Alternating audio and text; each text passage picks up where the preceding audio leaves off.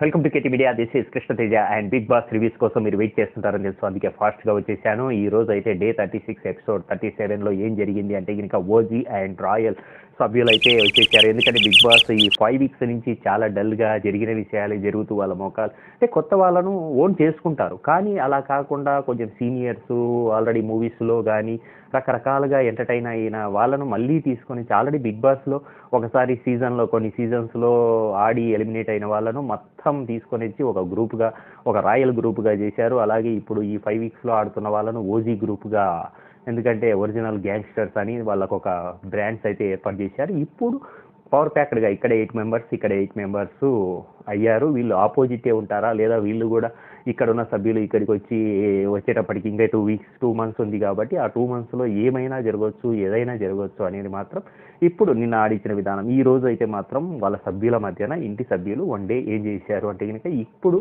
Nomination ప్రక్రియ డిఫరెంట్గానే సాగింది. And ఇందులో ఎక్సెప్టబుల్ నబీల్ను పక్కన పెట్టారు. అండ్ నామినేషన్లో ఏం జరిగింది అంటే బిగ్ బాస్ ఒకటి చెప్పారు, ఏంటంటే ఓజీ సభ్యులను మీరు రాయల్ ఎవరైతే ఉన్నారో బయట నుంచి ఇప్పుడు ఆడియన్గా నేను వెళ్ళాను, ఆడియన్గా చూసినప్పుడు వాళ్ళు ఎందుకంటే ఫస్ట్ డేనే వాళ్ళల్లో మైనస్లు నెగిటివ్లు పర్సనల్గా ఏముంటుంది అని మనం అనుకుంటాం, కానీ అలా కాదు. వీళ్ళను ఆడియన్గా మీరు చూసినప్పుడు ఎవరెవరు నామినేషన్లకు ప్రక్రియలో అన్నట్టు వీళ్ళకి చెప్పినప్పుడు ఇది జరిగిన విషయం అయితే బాగుంది. అండ్ ఈరోజు అయితే మాత్రం వాళ్ళ దగ్గర ఒక ఎంటర్టైన్మెంట్ గంగవ్వ అయితే మాత్రం మణిని ఒక ఆట ఆడుకుంది. ఏంటి ఎప్పుడు ఏడుస్తూ ఉంటావు ఆడపిల్లలాగా, ఎప్పుడు నా పిల్లం కావాలి పిల్లలు కావాలి, అలాంటప్పుడు ఎందుకు రావాలా నువ్వు బిగ్ బాస్కు, ఇంట్లోనే ఉండొచ్చు కదా, వెళ్ళొచ్చు కదా, ఎందుకున్నావు అని చెప్పాలా, నేను నిన్ను నామినేషన్ చేయమని పంపినాడే. అప్పుడు కామెడీగా మణి అండ్ మహబూబు వీళ్ళందరూ కూడా గంగవ్వతో నిజంగా ఆ ఎంటర్టైన్మెంట్ యాంగిల్ పాడింది. నిజంగా నిన్న గేమ్ ఆడిన విధానము తను అవినాష్ కలిసి రోహిణి సీతను ఓడించడం అనేది మాత్రం నిజంగా చాలా షాకింగ్ విషయం. ఎందుకంటే గంగవ్వను ముఖ్య పక్కన పెడతారనుకున్నాను, కానీ తనతో గేమ్ ఆడించి తను కూడా అంత యాక్టివ్గా ఆడుతుందని మాత్రం నేను ఎక్స్పెక్ట్ చేయలేదు.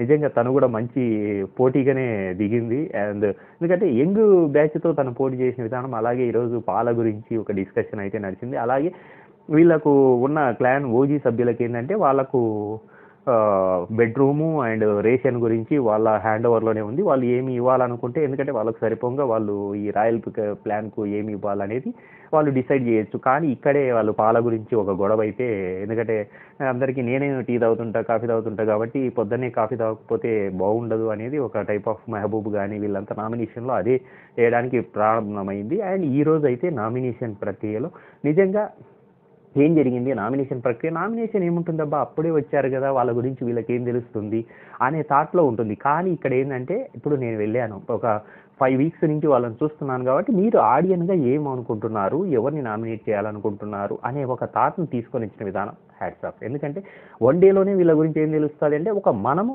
కామన్ ఆడియన్గా మాత్రమే వాళ్ళు నామినేట్ చేస్తున్నారనేది మాత్రం ఒకటి అర్థమైంది. ఇందులో హరితేజ్ అయితే మాత్రం ఈ దీంట్లో మన నబీలు మెగా చీఫ్ కాబట్టి ఆయన నామినేట్ చేయడానికి లేదు కాబట్టి మిగతా వాళ్ళను మీరు నామినేట్ చేయొచ్చు అన్నారు. అలాంటప్పుడు ఏం జరిగింది అంటే హరితేజ మాత్రం పృథ్వీని ఏంటంటే మణికంఠ గురించి డిస్కస్ చేసింది. ఎందుకు నువ్వు ఎప్పుడు వాని గురించి ఆలోచిస్తున్నావు, నువ్వు మిగతా వాళ్ళని కూడా నామినేట్ చేయాలి కదా, ఏంటి అంత రైవలరీ ఏంటి, దానివల్ల బయట ఎట్లా పోర్ట్రైట్ అవుతుందంటే నీకు వేరే పని లేదా వాడిని నామినేట్ చేస్తున్నావు, అలాగే కన్ఫెషన్లో కూడా నువ్వు మనీకి తీసుకొని రావాల్సిందన్నీ తీసుకొని రాకుండా చేసావు అనేది ఒకటి. అలాగే హరితేజ పృథ్వీ గురించి కూడా నువ్వు యారోగెంట్గా ఆడుతున్నావు అండ్ దీంట్లో కూడా నీ మీద ఇన్ఫ్లుయెన్స్ అవుతున్నారు, మీరు ఒక గ్రూపిజం అనేది ఏర్పాటు చేశారని ఆ విధంగా. అంటే ఇది జనరల్ పాయింట్ ఆఫ్ వ్యూ, మీరు 1 అవరే చూస్తున్నారు కానీ ఇక్కడ మేము 24 అవర్స్లో ఏమేమి జరుగుతుందంటే మాకు కావాల్సింది 24 అవర్స్ కాదు కదా, 1 అవర్లో ఏం జరిగింది అది మాత్రమే మీకు తెలియడానికి ఇది చేస్తున్నాం. మేము కూడా ఉంటాం కాబట్టి ఈసారి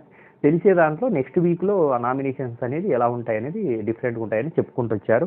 అండ్ గౌతమ్ వచ్చేసి విష్ణుప్రియనే విష్ణుని అయితే నీ గేమ్ ఆడడం లేదనేది గౌతమ్ చెప్పాడు. గౌతమ్ నేను గేమ్ ఎందుకు ఆడడం లేదు, నాకు అవకాశం ఇచ్చినప్పుడు. యాస్మి అయితే సేమ్ రివెంజ్ నామినేషన్లు ఎందుకు చేస్తున్నావు అనేది మాత్రం తను తీసుకొని ఇచ్చాడు. అలాగే నైని పావని విష్ణు గురించి కూడా సీరియస్ అయింది. ఎందుకంటే నువ్వు చీఫ్గా కానప్పుడు ఎందుకుంటున్నావు అంటే నా స్టైల్ నా కాంబినేషన్ ఇలాగే ఉంటుంది అని విష్ణుతో విత్ ఆర్గ్యుమెంట్ అయితే బాగా, ఎందుకంటే నువ్వు నామినేషన్లో నువ్వు బాగా ఆడినప్పుడు నువ్వు చీఫ్ కానప్పుడు వేరే వాళ్ళు వస్తారు కదా నీ ప్లేస్లో అనే థాట్ నువ్వు తీసుకొని వచ్చింది. కానీ విష్ణు కూడా నేను ఈ చీఫ్ అయితేనేనా కప్పు గెలిచేది, చీఫ్ అయ్యే వాళ్ళు మాత్రమే, చీఫ్ అయిన వాళ్ళు ఎంతమంది బయటికి పోలేదు అన్న థాట్ను అయితే కనుక తను తీసుకొని ఇచ్చి ఆ విధంగా తను రిటార్ట్ చేసింది. అలాగే సీత గురించి వచ్చినప్పుడు చీఫ్ అయినప్పుడు నువ్వు నీ డెసిషన్లు బాగాలేవు, నువ్వు సరిగ్గా డెసిషన్ తీసుకోవడం లేదు అనే థాట్‌లో, ఎందుకంటే అది కామన్ ఆడియన్‌గా ఎలా ఫీల్ అవుతారనేది తను చెప్పాడు. అండ్ మెహబూబ్ కూడా సీత గురించి అండ్ యాష్మి గురించి. సీత గురించి, యాష్మి గురించి ఏం చెప్పాడంటే, నేను వచ్చాను, నన్ను రిసీవ్ చేసుకోవడం లేదు, అలాగే నన్ను కలుపుకొని పోవడం లేదు మీరు, 24 అవర్స్ అయింది కానీ అంటే తన పాయింట్ ఆఫ్ వ్యూలో ఎలా కొత్త పర్సన్ వచ్చినప్పుడు మీకు వాళ్ళతో లింక్ ఉండొచ్చు, కానీ మేమైతే నిన్ను వచ్చేటప్పుడు రిసీవ్ చేసుకున్నాం కదా. యాస్మిన్ కూడా ఆ విధంగానే నామినేట్ చేశాడు. అది జరిగింది.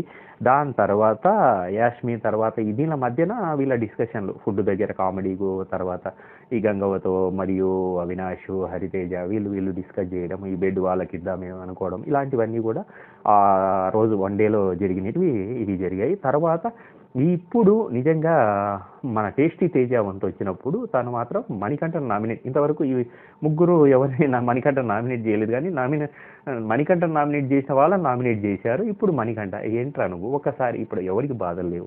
ఇది యాజ్ ఏ కామన్ ఆడియన్గా మనం ఫీల్ అయినదే నిజంగా టేస్టీ తేజ చెప్పిన విధానం ఏమైతే ఉందో అది పర్ఫెక్ట్. ఎందుకంటే ఒక్క పూట నువ్వు ప్రాబ్లం ఉంది అనొచ్చు, రెండో ప్రాబ్లం ఓకే అనొచ్చు, ఇదే కంటిన్యూ అయితే నువ్వు గేమర్గా గేమ్ ప్లాన్ అయితే నువ్వు చేస్తున్నావు అనేది ఒకటైతే తీసుకొని ఇచ్చాడు. అది పర్ఫెక్ట్గానే ఉంది. ఎందుకంటే కామన్ ఆడియన్గా ఎవరికి బాధలు లేవు, అందరికీ బాధలు లేవా, రోహిన్కి కాలు విరిగింది అది ప్రాబ్లం లేదా, నాకు ప్రాబ్లం లేదా, ఎవరికి ప్రాబ్లం లేదు అని ఈ ప్రాబ్లమ్స్ అని చెప్పొద్దు, నువ్వు గేమ్ విధంగా ఆడుతుంటే కనుక డెఫినెట్గా అదే చేద్దాము అనేది థింకింగ్ గురించి చెప్పాడు. తర్వాత మనీ గురించి వచ్చేసి సీత గురించి చీఫ్గా నీకు క్లారిటీ లేదు అనేది కూడా తీసుకొని ఇచ్చాడు.